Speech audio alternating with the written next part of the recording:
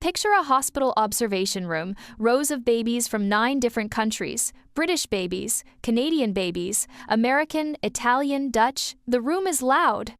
The kind of loud that gets under your skin and stays there. Then there's a corner, quiet, Japanese babies.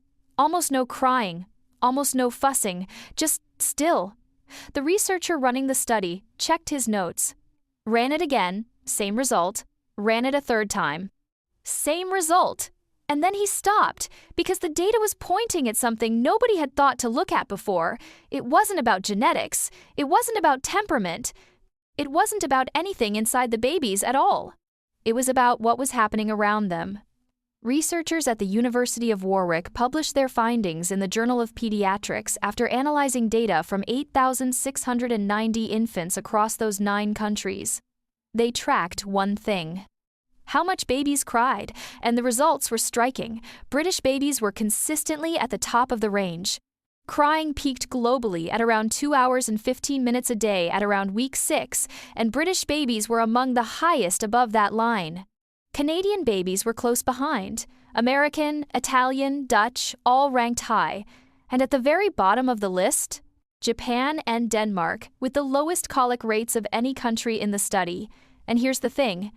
The researchers weren't comparing different species. They weren't studying babies with different brain structures or different pain thresholds.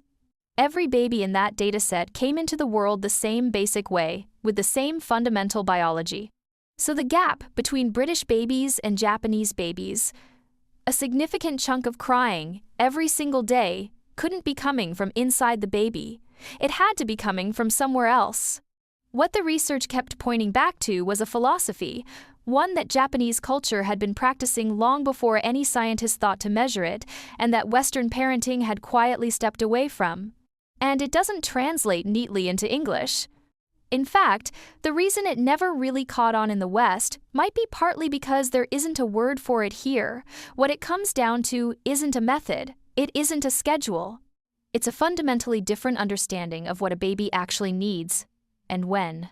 Stay with me. Because what you're about to hear will make the crying gap stop looking like a mystery and start looking completely inevitable. Now, I know what you might be thinking. This sounds like something that only works if you live a certain way, if you have that kind of support, that kind of time, that kind of lifestyle. And I want to come back to that honestly, because it's a fair concern. But here's what's fascinating. What sits underneath this isn't about culture at all, it's about neurology. Researchers studying infant brain development, from Notre Dame to Auckland to Helsinki, keep arriving at the same conclusions regardless of where they're working. The culture happened to build a lifestyle around these principles first. The principles themselves belong to all of us.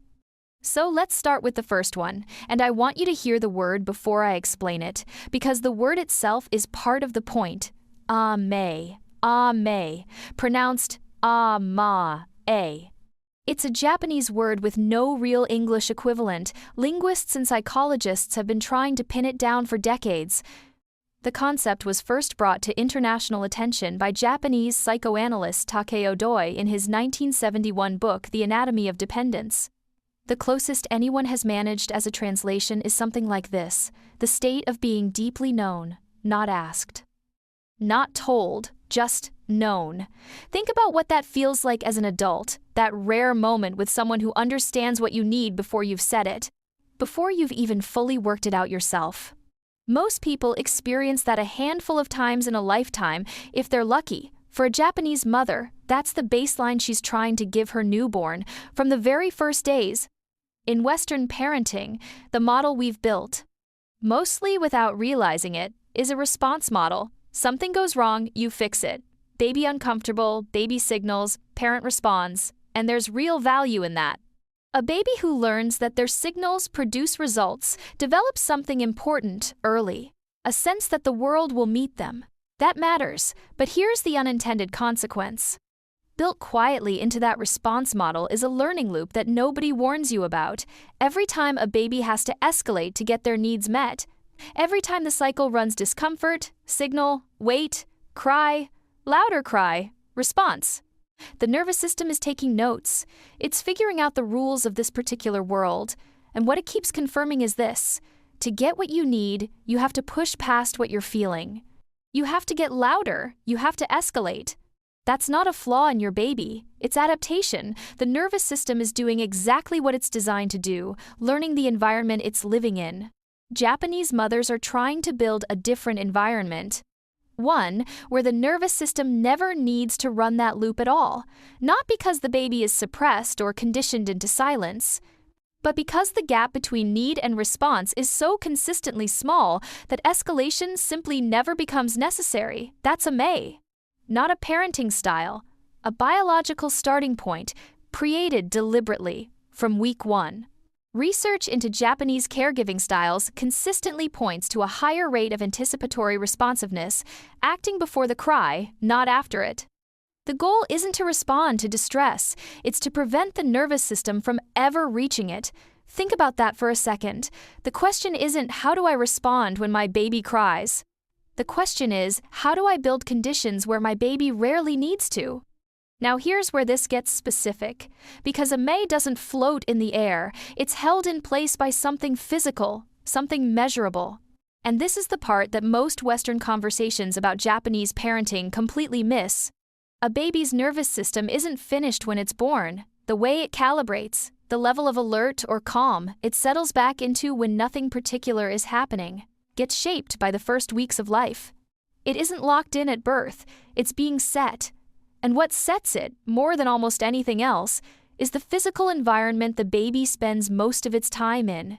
Japanese mothers carry their babies constantly. In slings, on their backs, against their bodies, skin contact is the default, not the exception.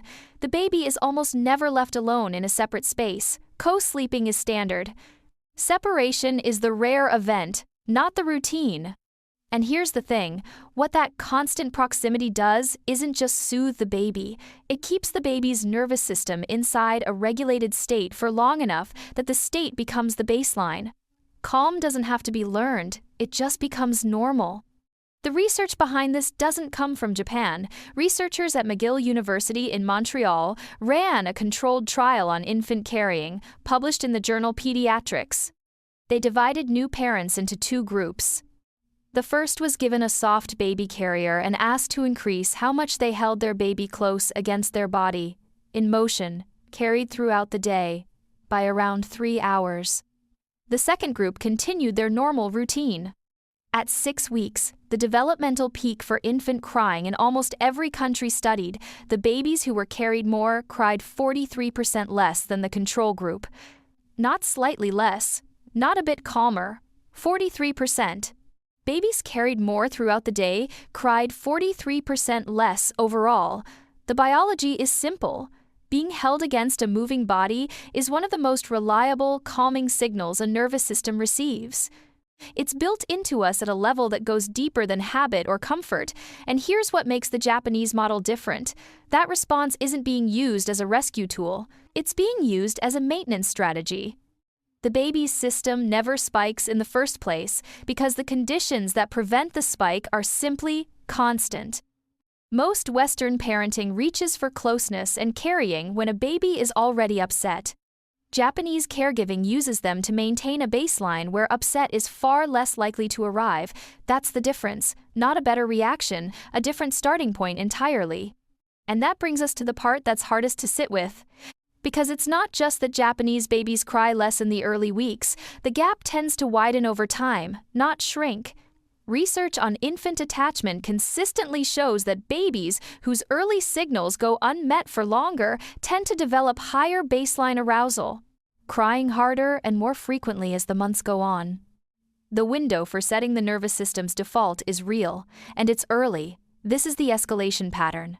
And here's the thing, it runs in both directions. What gets built in can be gradually rebuilt, not overnight, but consistently and sooner than most parents realize. So here's what this looks like in practice. 4 shifts, none of them complicated. The first is the quiet read. Every baby broadcasts before they cry, a shift in breathing, a slight tension that crosses the face before any sound. Start there, before you wait for the cry. Start trying to catch what comes 30 seconds before it. The more fluent you become in that pre-language, the less your baby needs to graduate to volume.